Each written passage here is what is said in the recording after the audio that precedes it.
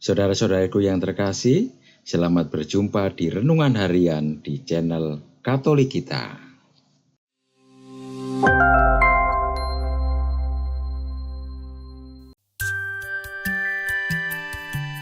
Hari ini, Minggu, 21 Juli 2024. Hari Minggu biasa ke-16. Bacaan pertama. Bacaan diambil dari kitab Yeremia, bab 23, ayat 1 sampai dengan 6. Beginilah firman Tuhan. Celakalah para gembala yang membiarkan kambing domba gembalaanku hilang dan terserak. Sebab itu beginilah firman Tuhan Allah Israel terhadap para gembala yang menggembalakan bangsaku. Kamu telah membiarkan kambing dombaku terserak dan tercerai-berai. Kamu tidak menjaganya.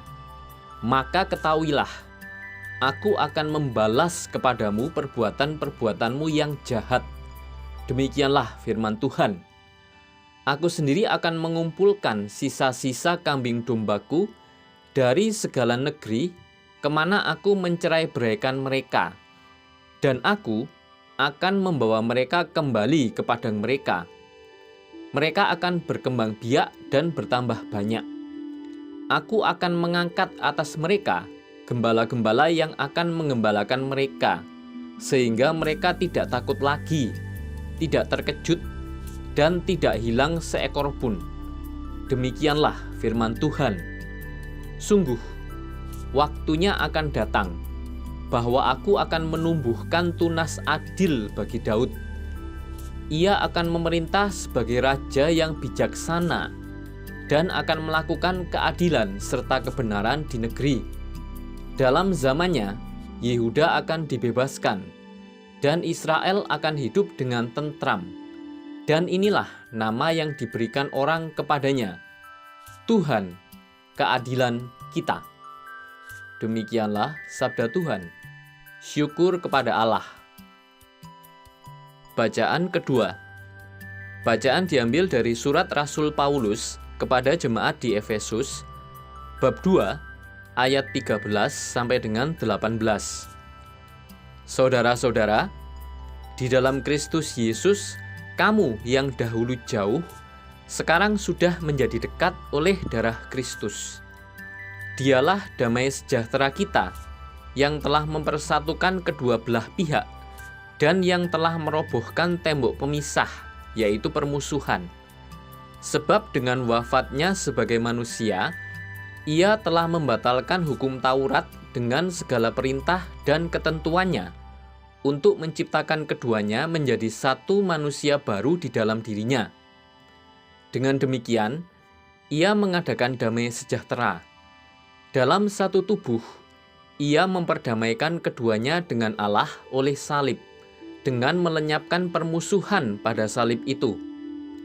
Ia datang dan memberitakan damai sejahtera kepada kamu yang jauh dan kepada mereka yang dekat. Sebab oleh Dia, kita, kedua pihak, beroleh jalan masuk kepada Bapa dalam satu roh. Demikianlah sabda Tuhan. Syukur kepada Allah. Bacaan Injil. Bacaan diambil dari Injil Suci menurut Markus, bab 6, ayat 30 sampai dengan 34. Sekali peristiwa, Yesus mengutus murid-muridnya mewartakan Injil. Setelah menunaikan perutusannya, mereka kembali berkumpul dengan Yesus dan memberitahukan kepadanya semua yang mereka kerjakan dan ajarkan. Lalu Yesus berkata kepada mereka, "Marilah kita menyendiri ke tempat yang terpencil dan beristirahat sejenak. Sebab memang begitu banyaknya orang datang dan pergi, sehingga makan pun mereka tidak sempat." Lalu berangkatlah mereka dengan perahu, menyendiri ke tempat yang terpencil. Tetapi pada waktu mereka bertolak, banyak orang melihat mereka dan mengetahui tujuan mereka. Dengan mengambil jalan darat, bergegas-gegaslah orang dari semua kota ke tempat itu, sehingga mereka mendahului Yesus dan para muridnya. Ketika mendarat dan melihat jumlah orang yang begitu banyak, Tergeraklah hati Yesus oleh belas kasihan kepada mereka, karena mereka seperti domba yang tidak mempunyai gembala. Lalu mulailah ia mengajarkan banyak hal kepada mereka. Demikianlah Injil Tuhan. Terpujilah Kristus. Belas kasih sejati. Belas kasih merupakan sebuah keutamaan Kristiani yang harus dihayati oleh para pengikut Kristus. Sikap belas kasih menuntut para pengikut Kristus untuk melihat dan merasakan kehidupan orang lain, berusaha membahagiakan orang lain. Menghayati belas kasih dengan baik akan mendatangkan kebahagiaan sejati, baik bagi diri sendiri maupun bagi orang lain. Bagaimana agar belas kasih itu mendatangkan kebahagiaan dan sukacita? Pertama, orang harus bisa mengorbankan kesenangan pribadi demi orang lain. Hal ini bisa terjadi pada orang-orang yang sudah bebas dari ikatan terhadap diri sendiri.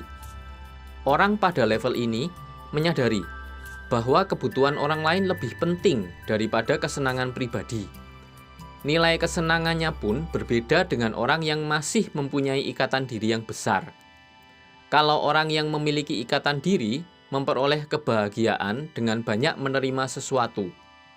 Orang yang sudah bebas dari ikatan diri berbahagia dengan lebih banyak mengorbankan diri demi orang lain. Kesenangan pribadi memiliki nilai jauh lebih besar tatkala lebih banyak memberikan sesuatu kepada orang lain.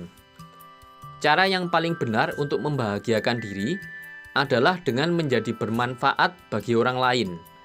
Semakin banyak orang yang bahagia karena pelayanan kita, semakin kita menemukan kebahagiaan sejati.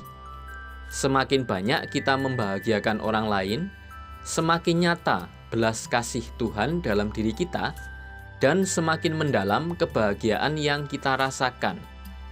Yesus dalam cerita Injil hari ini memberi contoh bagi kita. Setelah melaksanakan tugasnya, Yesus bersama para muridnya ingin ke tempat yang sunyi. Yesus ingin mengambil waktu pribadi bersama para muridnya untuk berdoa, beristirahat, makan bersama, bersenang-senang. Namun hal itu tidak terjadi karena mereka bertemu dengan banyak orang ketika sampai di tempat tujuan. Yesus dan para muridnya bukannya beristirahat seperti yang direncanakan sebelumnya, tetapi melanjutkan pengajaran bagi mereka yang haus akan sabda Tuhan. Yesus mengabaikan waktu pribadinya demi banyak orang yang membutuhkan belas kasih-Nya. Sikap Yesus ini tentu berasal dari rasa belas kasih yang mendalam. Jadi, belas kasih sejati mampu mengalahkan ego yang membuat orang sulit keluar dari ikatan diri. Kedua, menjadi gembala bagi domba yang tanpa gembala. Tergeraklah hatinya oleh belas kasihan kepada mereka, karena mereka seperti domba yang tidak mempunyai gembala. Dari Markus bab 6 ayat 34. Domba tanpa gembala adalah mereka yang tidak punya apa-apa dan siapa-siapa. Mereka yang selalu terancam bahaya, kapan saja serta di mana saja. Mereka tidak punya kepastian hidup dan masa depan.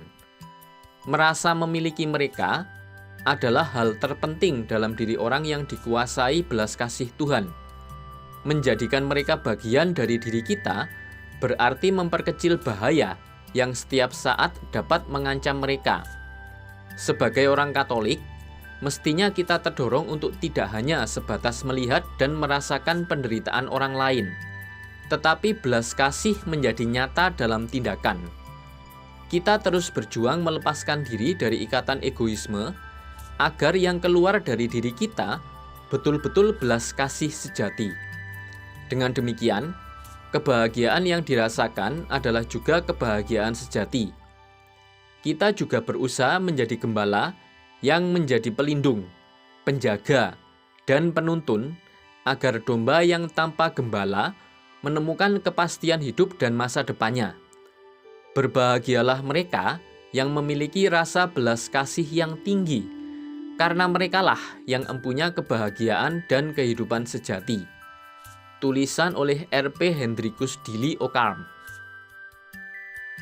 Marilah kita berdoa. Allah Bapa di surga, padamu kami temukan perdamaian dan ketentraman yang tak dapat diberikan orang lain. Tinggallah pada kami, jadilah gembala kami. Dalam kesibukan kami, janganlah kami kau biarkan lupa akan penyelenggaraanmu yang mengarahkan kami kepada kebaikan, dengan pengantaraan Kristus Tuhan kami. Amin. Saudara-saudari yang terkasih, terima kasih atas kebersamaannya dalam renungan harian ini. Kita jumpa lagi di renungan harian berikutnya. Berkah dalam.